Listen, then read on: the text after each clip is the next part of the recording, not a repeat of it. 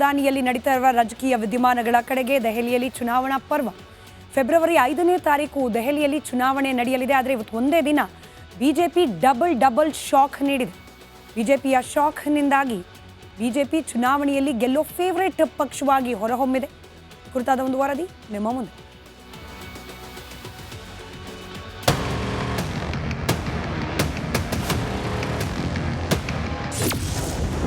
ಆದಾಯ ತೆರಿಗೆ ವಿನಾಯಿತಿ ಕೊಟ್ಟ ಕೇಂದ್ರ ಸರ್ಕಾರ. ಮೋದಿ ನಡೆಗೆ ದೆಹಲಿಯಲ್ಲಿ ಆಪ್ ದತ್ತರ.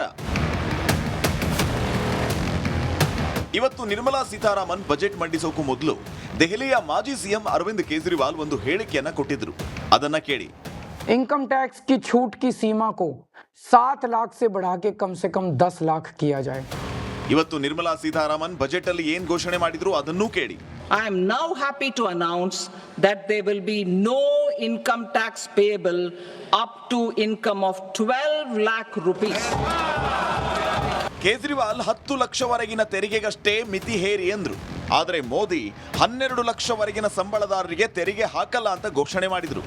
ಇದು ದೆಹಲಿ ವಿಧಾನಸಭೆ ಚುನಾವಣೆಯಲ್ಲಿ ಬಿಜೆಪಿಗೆ ಭರ್ಪೂರ್ ಲಾಭ ತಂದುಕೊಡುವುದು ಪಕ್ಕ ಎನ್ನಲಾಗ್ತಾ ಇದೆ. आप पार्टी के विरोध में एक बड़ी लहर देखिए. मेरी बात याद रखना, 8 तारीख को आप पार्टी को दिल्ली वाले झाड़ू लगाकर बाहर फेंकने वाले हैं, बाहर फेंकने.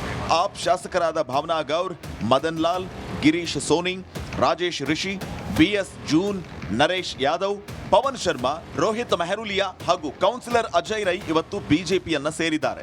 ಮತದಾನಕ್ಕೂ 4 ದಿನ ಮುನ್ನ 8 ಹಾಲಿ ಶಾಸಕರು ಬಿಜೆಪಿ ಸೇರಿದ್ದಕ್ಕೆ ಬಿಜೆಪಿಗೆ ಭೀಮಬಲ ಬಂದಂತಾಗಿದೆ. News desk, republic Kannada. ರಾಜಧಾನಿಯಲ್ಲಿ ನಡೀತಾ ಇರುವ ರಾಜಕೀಯ ವಿದ್ಯಮಾನಗಳ ಕಡೆಗೆ ದೆಹಲಿಯಲ್ಲಿ ಚುನಾವಣಾ ಪರ್ವ. ಫೆಬ್ರವರಿ 5ನೇ ತಾರೀಕು ದೆಹಲಿಯಲ್ಲಿ ಚುನಾವಣೆ ನಡೆಯಲಿದೆ. ಆದರೆ ಇವತ್ತು ಒಂದೇ ದಿನ ಬಿಜೆಪಿ ಡಬಲ್ ಶಾಕ್ ನೀಡಿದೆ. ಬಿಜೆಪಿಯ ಶಾಕ್ನಿಂದಾಗಿ ಬಿಜೆಪಿ ಚುನಾವಣೆಯಲ್ಲಿ ಗೆಲ್ಲೋ ಫೇವರೇಟ್ ಪಕ್ಷವಾಗಿ ಹೊರಹೊಮ್ಮಿದೆ. ಕುರಿತಾದ ಒಂದು ವರದಿ ನಿಮ್ಮ ಮುಂದೆ.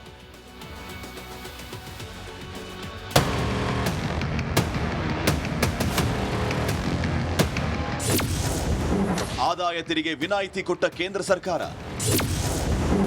ಮೋದಿ ನಡೆಗೆ ದೆಹಲಿಯಲ್ಲಿ ಆಪ್ ದತ್ತರ.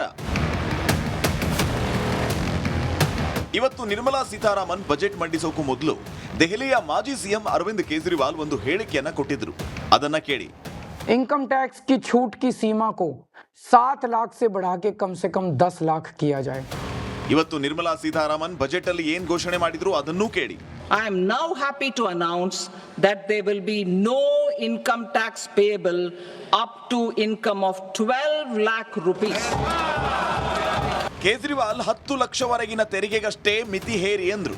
ಆದರೆ ಮೋದಿ 12 ಲಕ್ಷವರೆಗಿನ ಸಂಬಳದಾರರಿಗೆ ತೆರಿಗೆ ಹಾಕಲ್ಲ ಅಂತ ಘೋಷಣೆ ಮಾಡಿದ್ರು.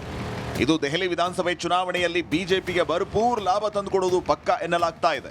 आप पार्टी के विरोध में एक बड़ी लहर देखिए.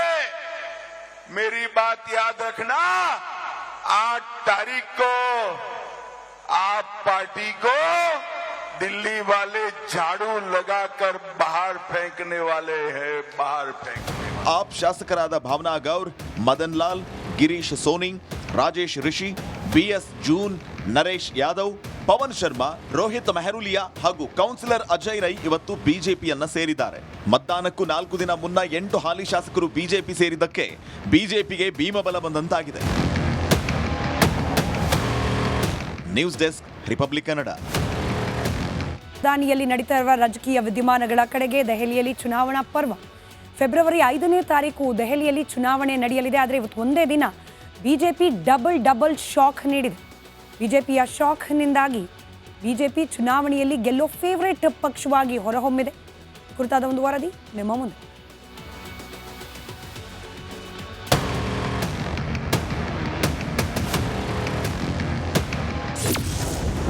ಆದಾಯ ತೆರಿಗೆ ವಿನಾಯಿತಿ ಕೊಟ್ಟ ಕೇಂದ್ರ ಸರ್ಕಾರ. ಮೋದಿ ನಡೆಗೆ ದೆಹಲಿಯಲ್ಲಿ ಆಪ್ ದತ್ತರ. ಇವತ್ತು ನಿರ್ಮಲಾ ಸೀತಾರಾಮನ್ ಬಜೆಟ್ ಮಂಡಿಸೋಕು ಮೊದಲು ದೆಹಲಿಯ ಮಾಜಿ ಸಿಎಂ ಅರವಿಂದ್ ಕೇಜ್ರಿವಾಲ್ ಒಂದು ಹೇಳಿಕೆಯನ್ನ ಕೊಟ್ಟಿದ್ರು. ಅದನ್ನ ಕೇಳಿ. इनकम टैक्स की छूट की सीमा को 7 लाख से बढ़ा के कम 10 लाख किया जाए. ಇವತ್ತು ನಿರ್ಮಲಾ ಸೀತಾರಾಮನ್ ಬಜೆಟ್ ಅಲ್ಲಿ ಏನ್ ಘೋಷಣೆ ಮಾಡಿದ್ರು ಅದನ್ನೂ ಕೇಳಿ. I am now happy to announce that there will be no income tax payable up to income of 12 lakh rupees. Kejriwal 10 ಲಕ್ಷವರೆಗಿನ ತೆರಿಗೆಗಷ್ಟೇ ಮಿತಿ ಹೇರಿ ಎಂದ್ರು. ಆದರೆ ಮೋದಿ 12 ಲಕ್ಷವರೆಗಿನ ಸಂಬಳದಾರರಿಗೆ ತೆರಿಗೆ ಹಾಕಲ್ಲ ಅಂತ ಘೋಷಣೆ ಮಾಡಿದ್ರು. ಇದು ದೆಹಲಿ ವಿಧಾನಸಭೆ ಚುನಾವಣೆಯಲ್ಲಿ ಬಿಜೆಪಿಗೆ ಭರ್ಪೂರ್ ಲಾಭ ತಂದುಕೊಡುವುದು ಪಕ್ಕಾ ಎನ್ನಲಾಗ್ತಾ ಇದೆ. आप पार्टी के विरोध में एक बड़ी लहर देखिए. मेरी बात याद रखना, 8 तारीख को आप पार्टी को दिल्ली वाले झाड़ू लगाकर बाहर फेंकने वाले हैं, बाहर फेंकने. ಆಪ್ ಶಾಸಕರಾದ ಭಾವನಾ ಗೌರ್, ಮದನ್ ಲಾಲ್, ಗಿರೀಶ್ ಸೋನಿಂಗ್, ರಾಜೇಶ್ ರಿಷಿ, BS ಜೂನ್, ನರೇಶ್ ಯಾದವ್, ಪವನ್ ಶರ್ಮಾ, ರೋಹಿತ್ ಮೆಹರುಲಿಯಾ ಹಾಗೂ ಕೌನ್ಸಿಲರ್ ಅಜಯ್ ರೈ ಇವತ್ತು ಬಿಜೆಪಿಯನ್ನ ಸೇರಿದ್ದಾರೆ. ಮತದಾನಕ್ಕೂ 4 ದಿನ ಮುನ್ನ 8 ಹಾಲಿ ಶಾಸಕರು ಬಿಜೆಪಿ ಸೇರಿದ್ದಕ್ಕೆ ಬಿಜೆಪಿಗೆ ಭೀಮಬಲ ಬಂದಂತಾಗಿದೆ.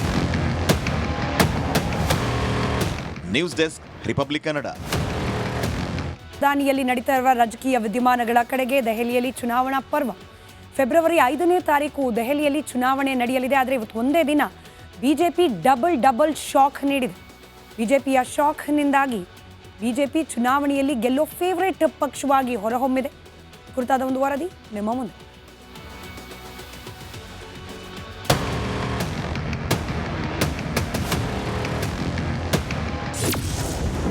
ಆದಾಯ ತೆರಿಗೆ ವಿನಾಯಿತಿ ಕೊಟ್ಟ ಕೇಂದ್ರ ಸರ್ಕಾರ.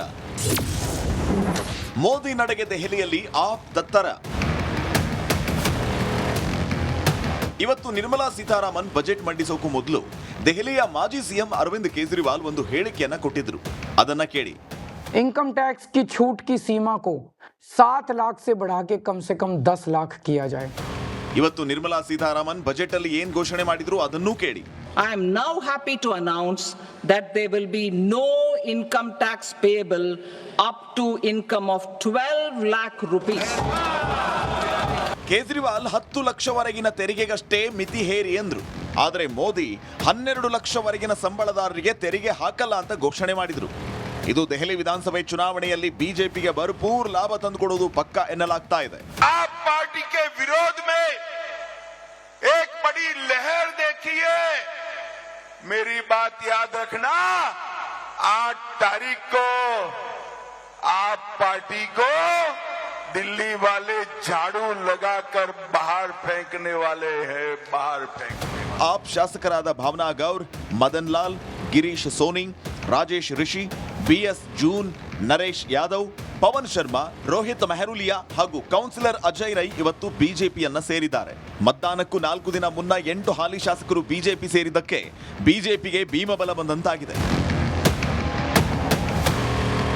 News desk, republic Kannada.